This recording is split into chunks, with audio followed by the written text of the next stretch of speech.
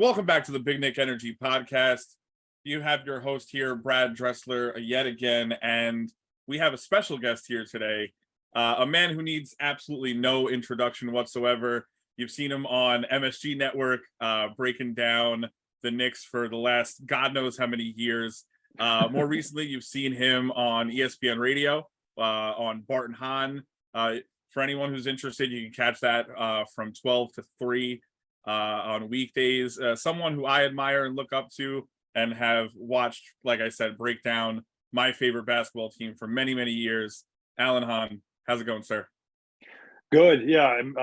God knows how long. Let's see. So it's year 11, season 11 for me on MSG, and 16 or 17 actually covering the team, whether as a beat writer or on TV. So yeah, good. Yeah. God knows how long is probably the best way to put it. Yeah, definitely. I've caught you a handful of times outside the network building, but then congratulations on doing this whole Bart and Hahn thing with ESPN as well. That's an awesome show. I actually met a guy at the game opening night on Friday, and I told him that I had you coming on the pod, and he was like, I listen to Bart and Hahn every freaking day going to work. I was like, hey man, that's awesome. Yeah. Love it. Yeah, I know we're gonna try to be conscious of your time, so I just want to jump right into things if that's cool with you. Yeah, let's go. You've been covering the Knicks for quite a while now, and you've seen regimes come and go, most of which being pretty crappy to say the least. Now, obviously prior to this, I had a chance to rewatch your interview with Leon Rose. Obviously, I first and foremost just want to commend you. I think you did a tremendous job. I'm sure there were some limitations on what it is that you could. I know you couldn't go. Maybe I'm wrong. Maybe you couldn't necessarily go as deep as you wanted, or maybe as deep as some of the Knicks Twitter people wanted you to go. Did you want to say something? I can explain that, because that's the perception, right? That it's you're not allowed to do this, not allowed to do that. That really wasn't the case. I mean, first of all, you have to understand that it's TV, right? So there's a time. The way TV works is, okay, so half-hour block is the show, but it's not 30 minutes of conversation. You got commercials building, all that stuff. So there is a time constraint to it. So there's only like if you want to get a lot of questions in, which I found it to be the most important thing, was to ask everything. Were there times I wished I could have followed up and maybe drilled down a little more? Yeah, but I'm also keep being conscious of the time and knowing, you know what though? If I go too much on this one, then I don't ask this one. And then it's, well, you didn't ask about this, so it's, your hands are tied. When I was a beat writer, we would sit at a table, like Donnie Walsh was great. And Donnie would sit, he'd give you as much time as you needed. So we could be there for 45 minutes, an hour and a half. Like that's, that would just go on and on. TV doesn't work like that, unfortunately. And the other part was, if I didn't keep the conversation moving and, all right, well, we got to edit this down to fit, you all of a sudden see like a cut in the middle of an interview. Oh, they cut out something. So, like, I feel like I wasn't going to win anyway. I wasn't trying to win. I was just coming up with what are the questions, and that's how they said, what do you think needs to be asked? So we came up with a list of questions that I said, this stuff needs to be asked. I asked every single question. Yeah. No, you can't go that. I asked every single question, and that's where it is. So I think we got at least the questions out. If you aren't satisfied with the answers, control that part of it. Yeah, no, I was satisfied. I just know you caught some slack on the internet, which is, I don't care about that part. Yeah, I hear you though. Yeah, no, I hear you. So with that said, I mean, what are your, I guess, overall thoughts and feelings towards Leon Rose and the job that this front office has done so far? Think about it. Yeah, think about it. He takes over, and it was at a really tough part, because it was a major transition in the franchise, moving on from Porzingis, collecting draft picks, dumping salary. The attempt to get Kevin Durant failed. A couple of draft picks that were not really good draft picks, lottery picks that were not good picks. And he comes in without really with any front office experience whatsoever. And it's, all right, how do we remake this whole thing? And so, when you say, like, it does take a couple of years to build, rebuild, to organize, reorganize, that's essentially what they've been doing on the fly. So he came in at the end of that first season. Tom Thibodeau comes in as his coach, which seemed like it's obvious he's going with Tibbs. And Tibbs has the connection to the franchise and understands New York, all that stuff. So it's all the little pieces that are put in place. And then it's try this, that didn't work. I mean, we're seeing it with Joe Douglas and the Jets. Joe Shane's about to do it with the Giants. You know, like this is just what happens when somebody new comes in. It's not a magic wand overnight kind of thing.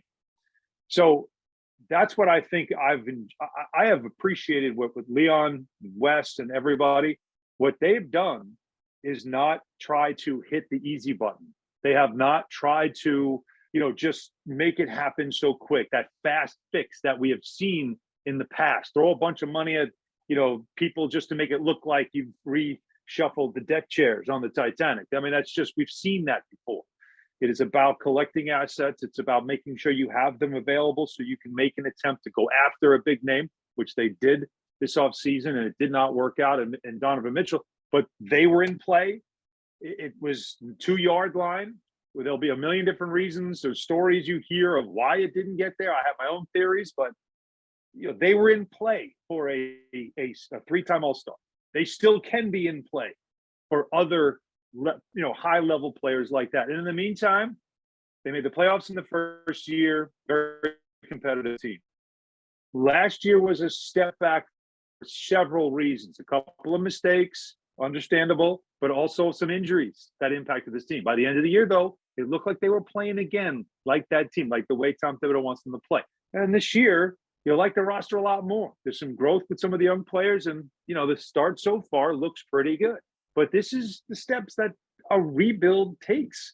The home run, is out there somewhere. You're waiting for the pitch that you can hit out of the park. They weren't able to hit that one out of the park last month, but I just feel there'll be more pitches coming. Yeah, for sure. I'm not saying every team is the same, but I look at the job that, for example, Kobe Altman has done. Forget the Donovan Mitchell trade. Mm-hmm. What he was able to put together in 18 months ago, the Cleveland Cavaliers were in no man's land, and now where they're at now. So I mean, I'm as big a Leon Rose fan as there is, but I do think that it's make or break time, in my opinion. I think that within the next year 3 usually is. Yeah. I think by I would have to imagine sometime prior to the trade deadline, they're going to make a win now move, not necessarily for a star, but I think by draft time, come like July, for example, if they don't have a superstar or a star, like a high caliber star in the building, I think that they're gonna, like I said, they're gonna be on the hot seat. But let's focus on the moves that were actually made and accomplished. Through 3 games, the Knicks have 2 big, you've seen 3 games played so far. We have 2 big offseason acquisitions in Isaiah Hartenstein and Jalen Brunson. I guess, what's your opinion on, let's start with Hartenstein and then we'll follow it up with Jalen Brunson. Yeah, I was told by a couple, when the trio went down, a couple of scouts hit me up and said, that's a sneaky good pickup by the Knicks. Like, you're going to like him. He's actually, New York's going to like this guy. Ty Lue loved him. In fact, Ty Lue saw in him things that, other people at the NBA level maybe didn't see. But he saw it, and he started to let him expand his game with Ty Lue. He saw, was saying, "Wait, you can pass the basketball. Start passing do that. You know what? You're not a bad shooter. Take those threes. That's okay." So what he saw in him, we evolved last year, and so his fit here is a really interesting one, but a good one, because it's a little bit of a different look than Mitchell Robinson, in the sense that you don't have a guy that's really around the rim. You have a guy that can stretch, but also a playmaker. Yet you don't lose the rebounding and defense. You don't lose a lot of that stuff as well. So, I like the fit a lot. His effort level we're seeing in the first couple of games, guys on the floor all the time. And it's not because he's falling or getting knocked down. It's because he's diving for a loose ball. He's trying to get to a spot. He battles for rebounds. So these are all good things that you like. And I love the fit. And like I said, sneaky good little pickup in the offseason. And we'll see as the year goes on, the more, Tibbs watches film on him and sees the things that he can do, how he evolves in the rotation. Question. Yeah. Yeah, before we go into Brunson, how do you like, just a quick one. How do you like the comparison? Because my other partner Angelo, and I see it too in some ways, not always. How do you like the comparison to Joakim Noah and Isaiah Hartenstein in the passing out of the post? Just the one thing that I'll say that's very different between the two. All right, there's more than one. There's two. The passing part, I get. He's really not as much a post passer as he's a perimeter passer. Yeah. But the two differences between them is, number one, Joe could defend pick and roll really well before his injuries and before he really slowed down. Joe was a fantastic pick and roll defender. He had the length to be able to like drop back but still contest, and super smart when it comes to reading plays. I don't think, in all due respect, and I'm not trying to be a negative guy, but you always want to just point out things. Hart doesn't move like that. Like, he doesn't have that kind of footwork. He certainly doesn't have that length. He's tall, but he doesn't have, the wingspan. He doesn't have that kind of length to do those things. But it doesn't mean he can't be effective. It's just I wouldn't put him in. That's an elite category. You're talking about Joakim Noah. Right. But the other thing is that Joe is very one-dimensional offensively. He could pass, maybe a hook here or two, but you can't put him more than 5 feet out. So, I mean, he took those weird-looking, mid-range jumpers every now and then to keep you honest. But ain't nobody was respecting those shots late. But, Hart can make those, a corner three, an occasional corner three. He's enough of a threat that you don't want to leave him out there. That's a different wrinkle to this thing. So, there's a little bit that he's not of him, and then there's a little bit that Joe wasn't of him. So, I don't know if that's a great comparison, but the passing part, I can definitely see that part. Yes, he contributes to the offense, just putting the ball in his hands. Yeah. A fun stat that I used to touch on throughout the entire offseason once we brought him on, towards the end of the season when the Clippers were kind of shutting things down for the most part, there was a game where he had, I think, like 8 assists. And then to follow that up, the last 10 games of the regular season, he averaged the most assists per game out of the center position. Mind you, Nikola Jokic played every single one of those games as well. So the kid's phenomenal. But as far as Jalen Brunson, what's your, I guess, major takeaways through 3 games so far? Well, I'll tell you what. After watching the first 2 games, so I guess it was a Wednesday and a Friday, that Sunday morning I went to church and I thanked God to finally send a point guard to the Knicks. Yes. Like that, I went on my knees and I just put my head down and I said, of all the things I was thankful for, I'm also thankful that they have it's not just a point guard, but a high IQ point guard, a smart, tough point guard, guy that understands that I can take you into the paint and score. I can find guys if the double team comes, or if if all of a sudden a big comes to me. Now I know how to make a pass. I can just recognize things. Like the great, for instance, was in the game last night against Orlando. Bobo is just, for some reason, scorching the Knicks, right? Suddenly the 7'4" guys, going between his legs, little crossovers, playing like he's a guard. And I thought it was great to see how JB sort of set him up. And the next time it's like, all right, put the ball down. And he goes to do it, and he just went right under him, took the ball, and away we go. It's sort of like, all right, I'll let you do that now. Once I know we need a bucket, I'm going to get it. And that's so Jason Kidd, by the way, who coached him last year, right? And J Kidd loves him. So there's a lot of that I really like about him. And then the toughness factor certainly as well. It's such a natural fit, right? Like from day one. I mean, Leon's known him since he's been born. Tibbs has known him practically since he's been born. He's been around everyone, whether it's Leon and Wes, and obviously his dad, Rick, who's now on the staff, or, Tibbs in Chicago and Rick was there on his staff, or even here in New York, there's just always been a connection. It's familial. And why is that important? Because the most important relationship, I think, in the NBA is the head coach and his point guard, or his main playmaker, basically. So, and those two guys know each other so well that can coach him hard, and it's okay because he knows it. Like, I get, oh yeah, that's Tibbs. Like, he can coach him hard. They kind of understand each other's language. It's, if you're a long-term Knicks fan, you'll understand this reference. It's the polar opposite of Steph Marbury and Larry Brown. Complete opposite, right? Yeah. It's this instead of the divide that those guys had back in 2005. So it's such a natural fit. Glad it worked out. He's home. He understands it. He speaks like he's a CEO. He doesn't get too high, doesn't get too low. Just really love the fact that he's on this team and in this, in this uniform, and the trickle down effect we're already seeing on other important players on this team. Yeah, he's just so crafty, and he's like so good at like keeping guys off balance, and it's just such a pleasure to watch him play the sport. Especially, I always like, there's the LeBron Jameses of the world, and then there's the Jalen Brunson, where it's like you got a guy who's barely 6 foot and can hang with the big boys. Fun fact, you mentioned Stephon Marbury. I not only went to the same, we didn't go to the high school at the same time, but we graduated from the same school. My sister went there with him. Lincoln? Yeah, Lincoln. Yep. Yeah. So I had classes with Lance Stevenson several times. So guy was a character. Did he ever blow in your ear? Did he ever blow in your ear at all or anything like that? I'll tell you a funny story after the pod. There was like a few. He was a clown.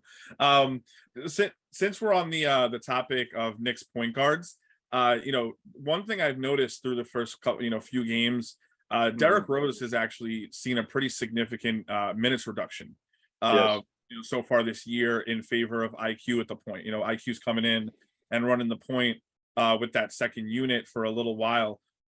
Do you think that Derrick Rose is just kind of knocking off the rust from the missed time and the injury from last year, or should we expect more of Derrick Rose, entering this new chapter of his life and career? Yeah, that's a tough one to answer right now. He didn't play a lot in the preseason, No. and his minutes have been really spotty in the first 3 games. But yet, Friday night's game comes in first 5 minutes, 11 points, and I felt like that was such a important factor in opening the game up, and the bench really fed off of that. 11 points, 5 minutes, got him going. I also thought, even in last night against Orlando early on, had some really good moments, but we just don't seem to see him a lot in the second half, and he doesn't get a ton of minutes. Now, that's the question that needs to be answered. Is that, he did have, the surgery. He did clean up his ankle. He, put in a lot of conditioning work and diet work in the offseason, but as he admitted, he didn't really play a lot of hoop. Like, he didn't really play a lot. He doesn't play a lot of scrimmages. It's not what he does. He just works on the game. So is this getting back into game mode, game shape, so they're bringing him along slowly? Or is this just what he's going to be, from now on?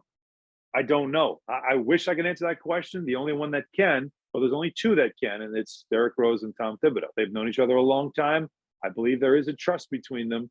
So I imagine there's some type of thing worked out between the 2 that either they're bringing him along slowly, or this is the most that they can get out of him, because we know the more he plays, the more susceptible he is to injury.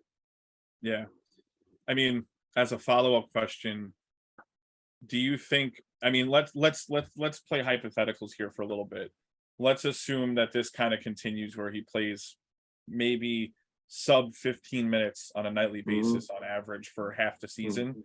Do you think that I'm not in no way, shape, or form do I think Emmanuel Quickley is point guard caliber, but I think he could be a really good backup point guard, in my opinion.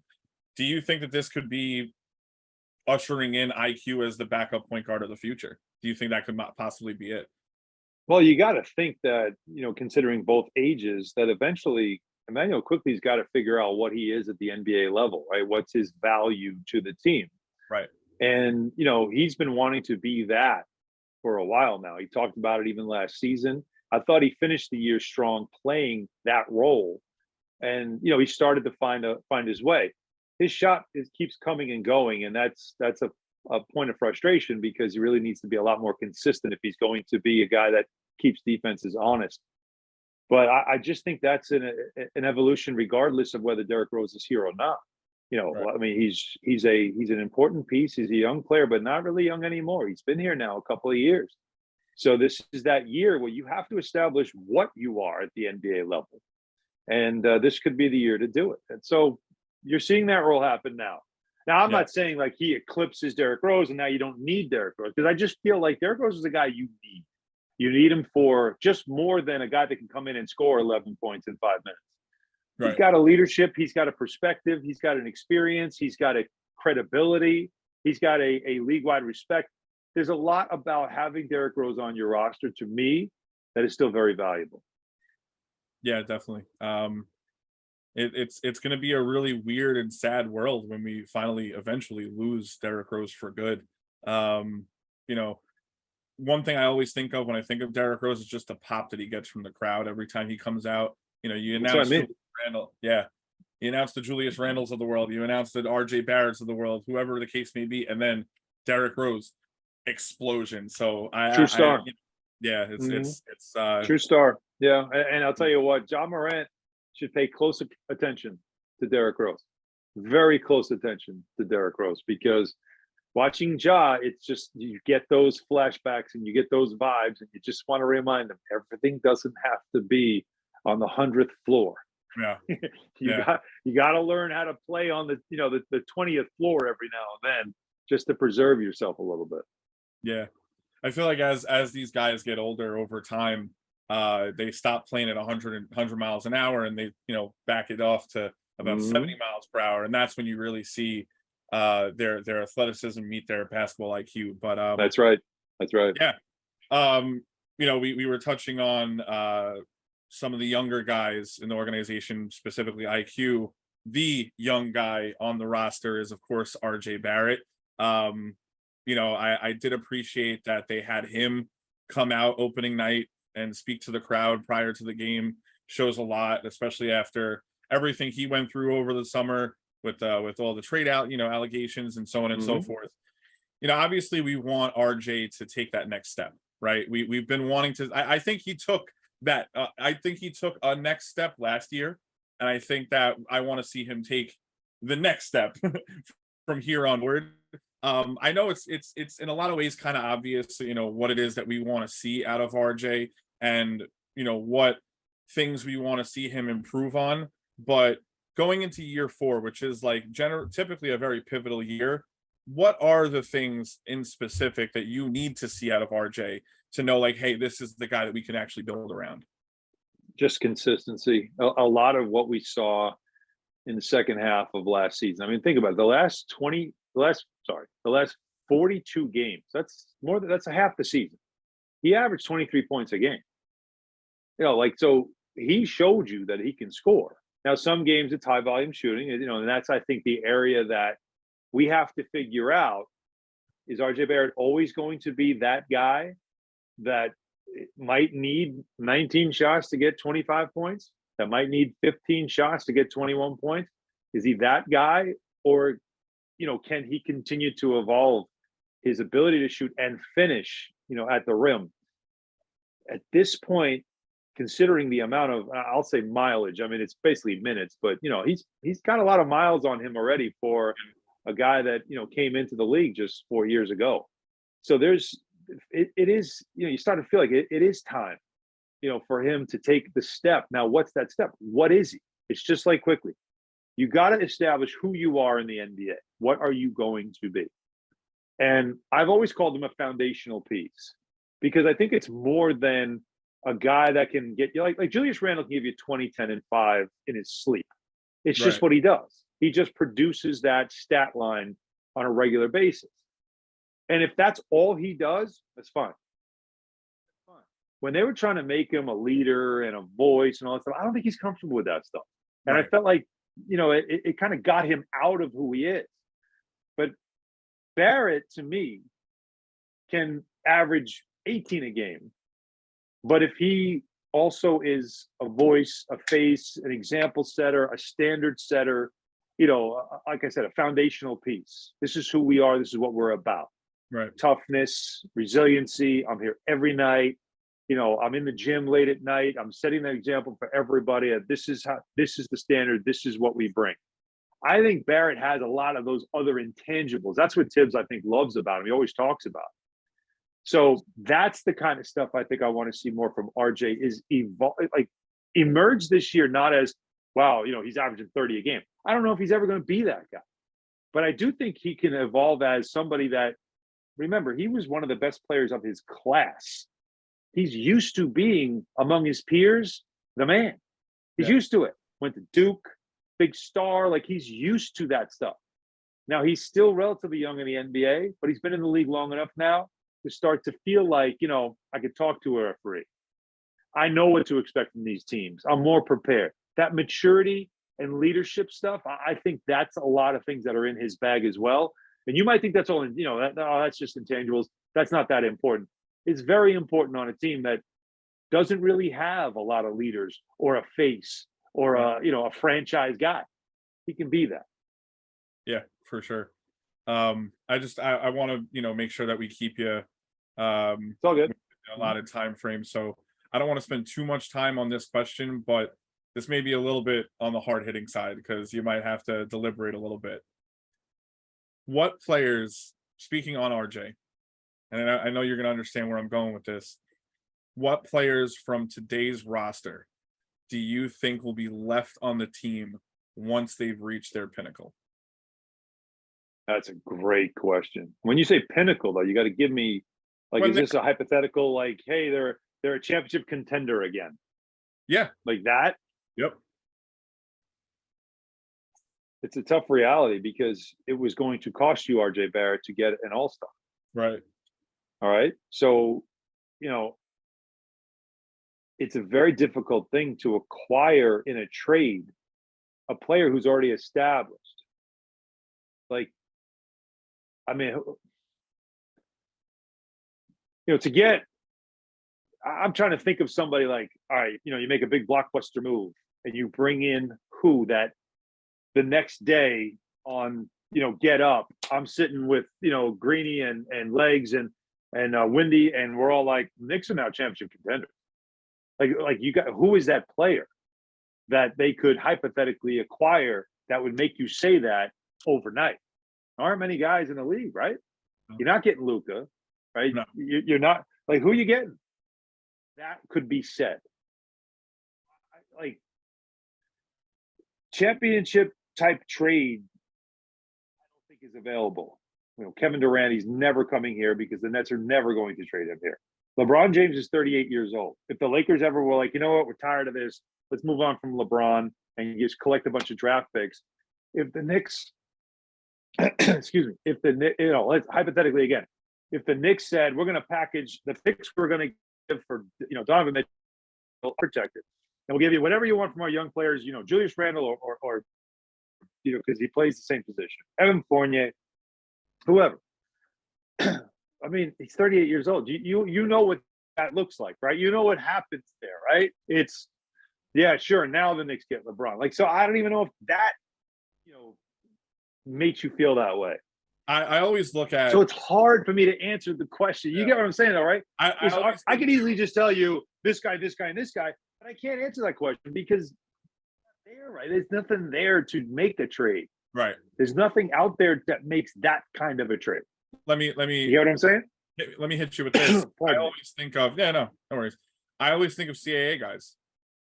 Devin Booker, Joel Embiid, Karl Anthony Towns, so on and so forth. I mean, yeah, I love Karl. He doesn't make you a championship team. You trade for him, you're just like, you're better. I mean, a little bit better. You're better, but it's not like championship. Devin Booker, I was on First Take, and I said he's the most underrated player under the age of 25. And everybody thought I was crazy, and then he only just helped lead his team to the finals that year. Right after I said, I love Devin Booker. Devin Booker doesn't get you there, like in a trade. Like you don't get Devin Booker, and now it's multiple players. You see it in the NBA now. It's like, here's what you do. What the Clippers did. I will sign only if you trade for Paul George. All right, trade for Paul George, sign Kawhi. Now you're a championship contender. Right.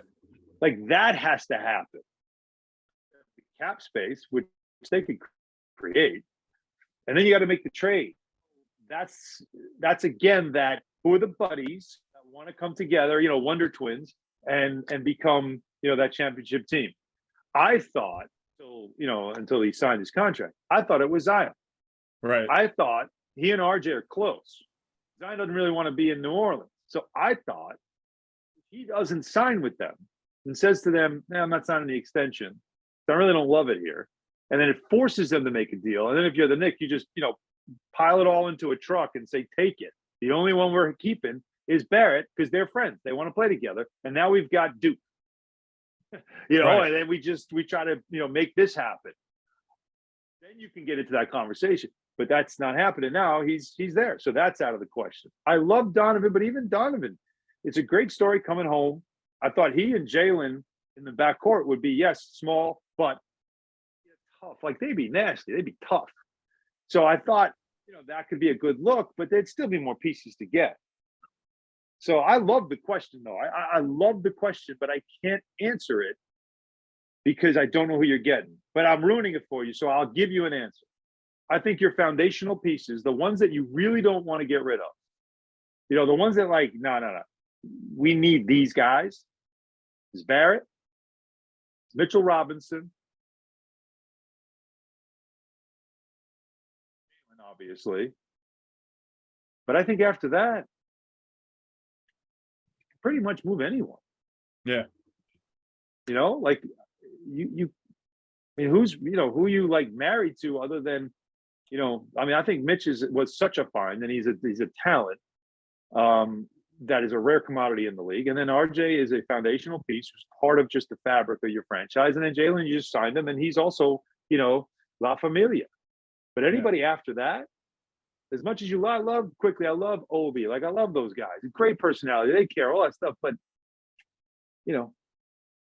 main foundational pieces, I just named them. And I know I'm going to get all kinds of hatred for it, but I remind fans, you have to give to get. Yeah. Every fan was always like, give them Cam Reddish and Trevor Keels. Like, I'd love to make a trade like that. You're not going to, you got to give to get. It's not easy to do. Yeah. So I'll answer the question because you asked me to. But I answered it in such a long-winded way. I know it's probably useless. Yeah. Do we have time for one more question? Go ahead. Yeah, absolutely. I just wasted all that time, so it's on me. No, you're good. You're good. My buddy who actually was the one who gave me that question for you, he's not going to be too happy about it because he is like, why? I want to hear. He's the biggest Julius Randle stan there is. Like, he's the biggest Julius Randle apologist. Again, I get that, but once again, give to get. He's an actual all-star. So if you're getting an all-star, you got to give him something. So would you rather give up Barrett or Julius Randle? It depends on who the piece is. What position does he play? Because if I'm getting a guy who's really like a 4, like a bona fide, like a star at the 4, I can't keep both of them. So that's why I feel like this was such a hypothetical. Yeah. That it's impossible to answer. It's a fun. It's still fun. It's fun. Yeah, it's definitely fun. And I'm going to get murdered for this, but I was just playing along. I was trying to be a good, I was trying to be a good guest and answer the question. No, definitely. Last question. Don't have to take too much time on it. And then we can kind of close up shop. But do you think, like, small sample size again, but do you think, speaking of the Duke boys, do you think Cam Reddish has finally taken a step forward, just in these few games that we've seen him? Or do you worry about this improvement in performance and just mentality coming in what's a contract year? Or do you think this is actual maturity? I think it's everything. I think it's he knows his career mortality's, there weren't a lot of people looking to trade for him. Right. And he knows that. I think so. It's that. It should be maturity. I think it's that. The way he's talked, I just, his interviews have been fantastic. I am hoping this is kind of the epiphany for him because, there was some whispers out of Atlanta that he really wasn't a guy that would put in extra time and extra work, that, he kind of just was a cruise control kind of player who just relied on his skill and his talent, which he was able to do through high school and even, the 1 year in college. And he gets to the league and he starts to realize, like, man, you got to work. Like, you got to be in the gym. You got to put in time. And if you aren't playing, you got to stay ready. Because as we learned, your opportunity comes and you better be ready for it. To his credit, he was and he is. And this has worked out well for him. And I'm real happy for him. This could be a blessing for the Knicks. Now you've got this. This guy's a talent, no question. And if you've reached him and you can tap into it, That's one more piece you didn't know you had that just makes you a better team. Right. So I'm hoping it's all the above. I think it is. And I'm hoping this isn't like, well, early, like when we get to January, like remember when Cam Reddish was playing well in the first 3 games? Yeah, well, what happened? I hope that is he's had a really good season, and now the team has a decision to make about his future. That would be for him and for the Knicks a win-win situation. Yeah, one thing I always say is that I like the business of basketball more than I actually like basketball, right? And I was always the guy. Oh yeah, I was the guy to go play NBA 2K, and I wouldn't even play Make the game teams? so much. Oh no, I was the GM. I was the GM, Yeah. and I would do different trades and deals and try to construct a championship caliber roster as And then fast as Sim? possible. Right now, if I was in the front office for the Knicks, I wouldn't know what the hell to do. So my hat's off to them once they figure out what direction to go in, because You what really the hell wouldn't are know they what to do. You wouldn't know what to do with this roster right now. You have to have an idea. I mean, What do you think it needs? consolidate a star for sure. This roster in itself, I think, is perfectly created to make that trade for a star. Like it's perfectly constructed, I should say, where Right. they have the draft assets, they have the depth. They need to consolidate assets in order to actually turn it into someone that can actually add 5 wins a season, for example. But as far as like whether to move on from Evan Fournier, whether to, I don't know, move on from Emmanuel Quickly, whether to move on from Cam Reddish, whether to, what to do with Quentin Grimes, so on and so forth, I really don't know what they want to do. What position? That's the thing is if you could pick, this position is what needs to be filled, and boy, that would be the final piece. That would be the difference maker to elevate this whole thing. What position then? 1 through 5. What do you think they need? A wing, or Yeah. just a 2 or a 3. No, that's A 2 or a 3. Because obviously I'm with RJ. you. Yeah, RJ's movable between those 2 positions. Mhm. You have a guy that can stretch the floor a little bit. That opens up a lot of. So let me give you a name. Let me give you a name. Go ahead. How would Jalen Brown fit here? I think he'd be tremendous. I think he'd be a great fit. I don't know if he's gonna. I think we'd still be one piece away, but Jalen Brown is a tremendous fit.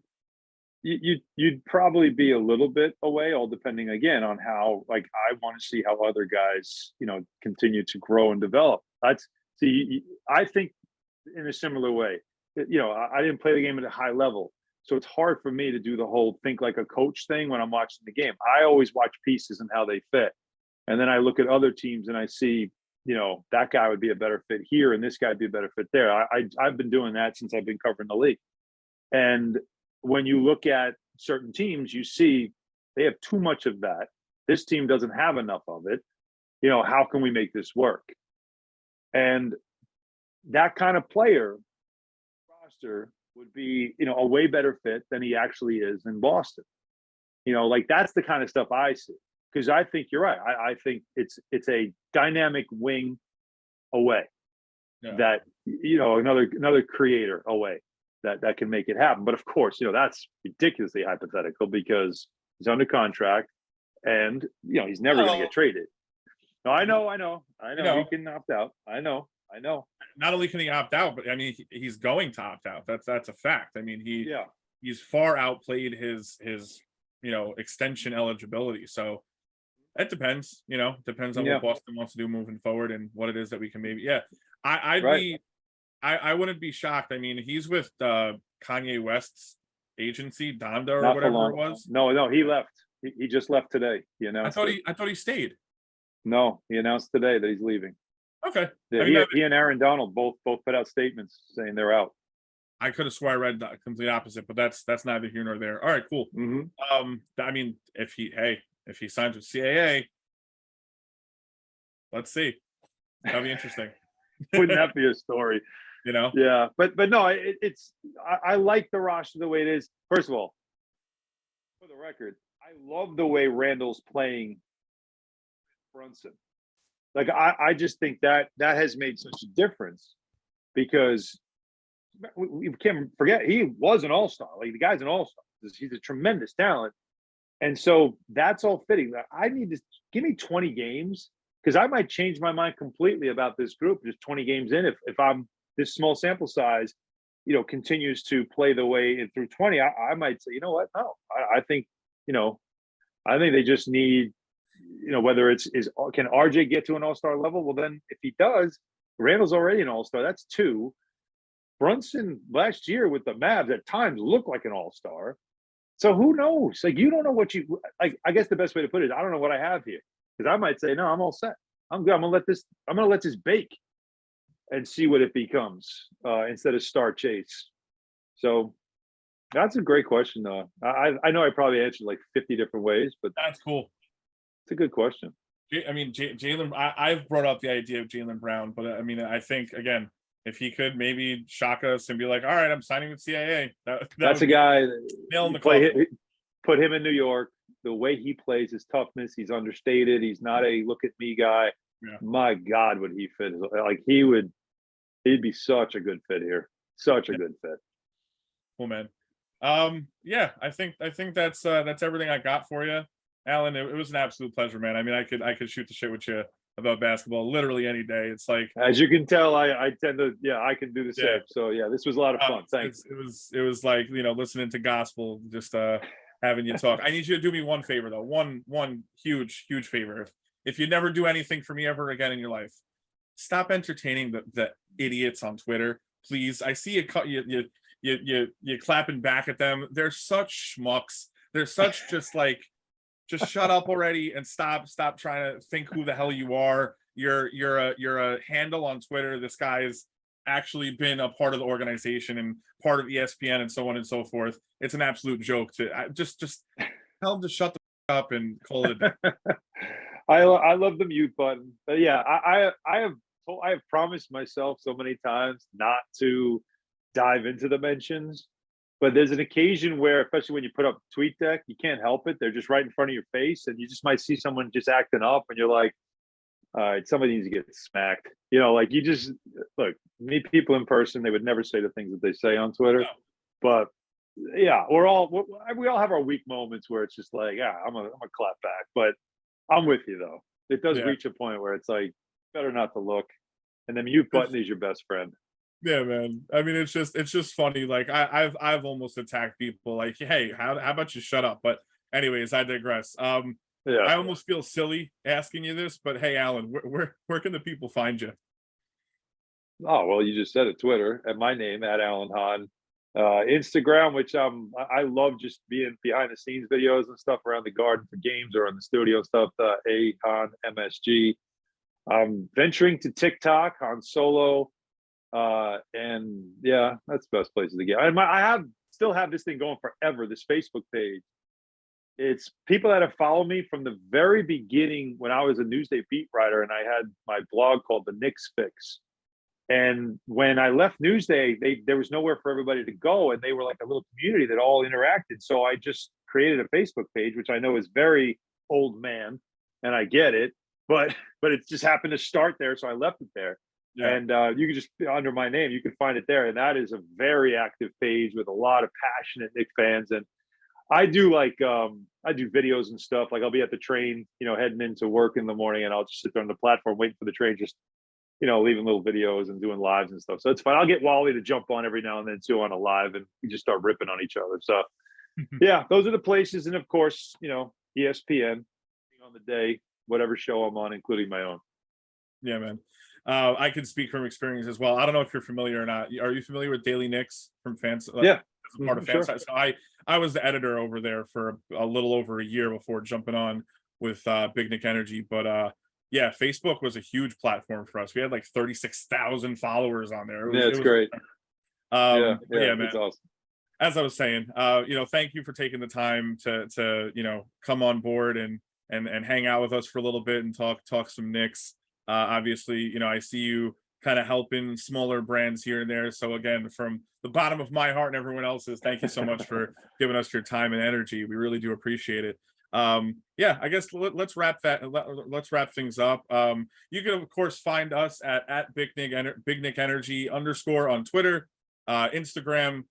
We're working on Facebook as well. You can find me at Brad Dressler 24. We have Charlotte tomorrow.